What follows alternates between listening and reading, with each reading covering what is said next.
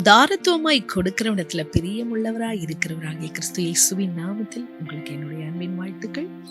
இந்த நாளிலும் அப்போஸ்தலர் நடவடிக்கைகள் 4ஆம் அதிகாரம் 34ஆம் வசனத்திலிருந்து 37ஆம் வசனம் வரைக்கும் நம்ம தியானிக்க போகிறோம். நிலங்களையும் வீடுகளையும் உடையவர்கள் அவைகளை விற்று விற்கப்பட்டவைகளின் கிரயத்தை கொண்டு வந்து அப்போஸ்தலருடைய பாதத்திலே வைத்தார்கள். அவனவனுக்கு தேவையானதற்கு தக்கதாய் பகிர்ந்து கொடுக்கப்பட்டது. அவர்களில் ஒருவனுக்கும் ஒன்றும் குறைவாய் இருந்ததில்லை. சீப்புரு தீவானும் லேவியனும் அப்போஸ்தலராலே ஆறுதலின் மகன் என்று அர்த்தம் கொள்ளும் பர்னபா என்றும் மறுபேர் பெற்றவனுமாகிய யோசே என்பவன் தனக்கு உண்டாயிருந்த நிலத்தை விற்று அதன் கிரயத்தை கொண்டு வந்து அப்போஸ்தலருடைய பாதத்தில் வைத்தான். பிரியமானவர்களே, இதுல தொடர்ந்து ஆதி திருச்சபையில நடந்த அற்புதங்களை குறித்து நம்ம பார்த்து கொண்டிருக்கிறோம். அங்க இருக்கிற விசுவாசிகள் எப்படி இருந்தாங்க, எப்படியாய் சபை செயல்பட்டது என்பது குறித்து இங்கு நம்ம விளக்கமாக தியானித்து கொண்டிருக்கிறோம். இந்த 34ஆம் வசனத்துல பாருங்க, ஒருத்தருக்கும் ஒரு குறையும் அங்கு அவர்களுக்கு இல்லை, எல்லாமே அவங்களுக்கு நிறைவாய் இருந்தது என்பதை 35ஆம் வசனத்துல நம்ம பார்க்கிறோம். அவங்களுக்கு என்னென்ன இருந்துச்சோ அது எல்லாத்தையுமே அவங்க என்ன செய்தாங்க, பகிர்ந்து கொண்டதுனால ஒருத்தருக்குமே ஒண்ணுமே குறைவுபடலை. இது பாருங்க, எப்படியாய் தேவன் அவரை நேசிக்கிற பிள்ளைகளை, அவருடைய பிள்ளைகளை அவருடைய தேவைகளை நிறைவு செய்கிறார். அப்போ ஒரு ஆவிக்குரிய குடும்பமானது நம்ம ஒருவரை ஒருவர் விசாரிக்கிற ஒரு குடும்பம். ஒருத்தருடைய தேவைகளில அங்கு நம்ம கவனமாய் நம்ம அங்கே ஒருத்தருடைய தேவைகளை விசாரித்து அதை பார்த்து நம்ம தேவையுள்ள நேரத்தில் நம்ம உதவி செய்கிறவர்களாய் தாங்குகிறவர்களாய் நாம் இருக்க வேண்டும். இந்த இடத்துல ஒன்று நம்ம கவனிக்கணும். சில வேளைகளில் நாம் தனிப்பட்ட வாழ்க்கையில் பாருங்கள், குடும்பத்தில் சிலர் வாங்குகிற வருமானத்தை அவங்க ரொம்ப தேவையில்லாத செலவுகள், வருமானத்தை விட மிஞ்சிய செலவு, அதை வாங்குறது இதை வாங்குறது அதை பண்ணுறது, ஆடம்பரமான செலவுகள், வருமானம் எவ்வளோ இருக்குன்றதை பார்த்து செலவு பண்ணாமல் கடனை வாங்கி அதனால கடனாகி இப்படி கஷ்டப்படுறவங்களுக்கு அல்ல. அவங்க சுய இச்சையினால அவங்க தேவையில்லாத செலவுகளை செய்துட்டு யோசிக்காம எல்லாம் பண்ணிட்டு அந்த கஷ்டத்துல அப்படி அல்ல. நம்ம கவனமாக யாருக்கு உதவி செய்யறோம் அதையும் நம்ம கவனமாக பார்க்க வேண்டும். ஆண்டவர்கிட்ட கேட்டு, ஆண்டவரே இதை நான் செய்யலாமா அப்படின்னு ஆண்டவர் சமாதானத்தை உள்ளத்துல கொடுத்தா அதை நம்ம திரும்ப எதிர்பார்க்காமல் நம்ம அதை உதவி செய்ய வேண்டும். அப்போ அது மாத்திரம் இல்லை, உண்மையாவே கஷ்டப்படுறவங்களுக்கு உழைத்து அந்த தேவை, திடீரென்று சில மருத்துவ செலவு வந்துடும், திடீர்னு அவங்களால ஒன்றும் பண்ண முடியாது. அப்படிப்பட்ட சூழ்நிலைகளை நம்ம ஒருவர் விசாரிக்கிறவர்களாக தாங்குகிறவர்களாக நாம இருக்க வேண்டும். இரண்டாவது பாருங்க, இங்க நம்ம என்ன கற்றுக்கொள்ளுகிறோம், அவர்கள் ஒவ்வொரு விசுவாசிகளும் அப்படியே சாக்ரிஃபைஸ் பண்ணாங்க. அவங்க தியாகத்தோடு கூட கொடுத்தாங்க. அவங்க கொடுக்கும் போது அந்த தியாகம் தங்களுடைய சொந்த நிலங்கள், வீடுகள் அப்படி விற்று அவர்கள் கொடுத்தாங்க. அப்போ அது எவ்வளவு ஒரு மேன்மையான ஒரு காரியம். அவர்களுக்கு அப்போஸ்தலர் பாதத்துல கொண்டு வந்து வைத்தாங்க. இப்போ இந்த பணமானது எல்லாருக்கும் சரிசமமாக பிரித்து கொடுக்கப்பட்டது. யார் யாருக்கெல்லாம் தேவை இருக்கோ அவங்களுக்கு பார்த்து பகிர்ந்தளிக்கப்பட்டது.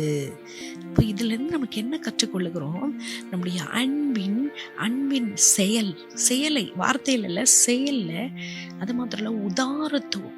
இந்த உதாரத்துவத்தை நம்மளுடைய சில வேளை நம்ம மாம்சத்திலேருந்து நம்ம செய்யறது ரொம்ப கடினம். ஆவியானவர் ஏவுவாரையானால், ஆவியானவர் உதவி செய்வாரையானால் இந்த கொடுத்தல், உதாரத்துவமாய் கொடுத்தல், அது ரொம்ப மேன்மையுள்ளதாக இங்கு காணப்படுகிறது.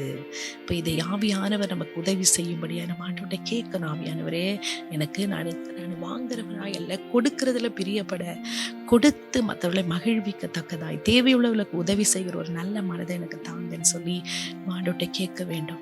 மாத்திரமல்ல, இங்க நம்ம பார்க்கிறோம் 36ஆம் 37ஆம் வசனத்துல பர்னபா என்ற ஒரு நல்ல முன்மாதிரியான ஒரு மகனை, இங்கு சகோதரனை இங்கு ஆவியானவர் நமக்கு இங்கு அறிமுகப்படுத்துகிறார். இந்த பர்னபா என்பவர் பாருங்க, உதாரத்துவம் உள்ளவராக இருக்கிறார். இவருடைய பேருடைய அர்த்தமே என்னது தெரியுமா? அதாவது உற்சாகப்படுத்துகிற ஒரு மகன், மற்றவர்களை ஊக்குவிக்கிற, உற்சாகப்படுத்துகிற ஒரு மகனாக அவர் இருக்கிறார். பின்பு இவர் ஒரு சபையில ஒரு முக்கியமான ஒரு தலைவராக எழும்புகிறார். அது மாத்திரம் அல்ல, பவுலுடைய ஊழியங்களில இவர் முக்கியமான பங்கு வகிக்கிறார் என்று நம்ம அதுக்கப்புறமா நம்ம 13ஆம் அதிகாரத்துக்கு மேல நம்ம இவரை குறித்து நம்ம படிக்க போறோம்.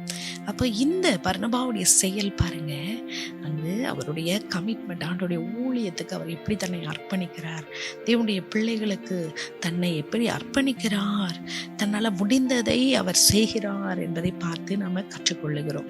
இப்போ இந்த வசனங்களில் நம்ம கற்றுக்கொள்ளக்கூடிய காரியங்கள் என்ன அப்படின்னா, ஒரு உண்மையான கிறிஸ்தவர் நம்ம ஒருவரை ஒருவர் நம்ம என்ன செய்யணும், அக்கறையோடு கூட நம்ம அவர்களை விசாரிக்கிறவர்களாக இருக்கணும். ஆவிக்குரிய குடும்பத்தில் அன்போடு கூட நாம் நடந்து கொள்ள வேண்டும்.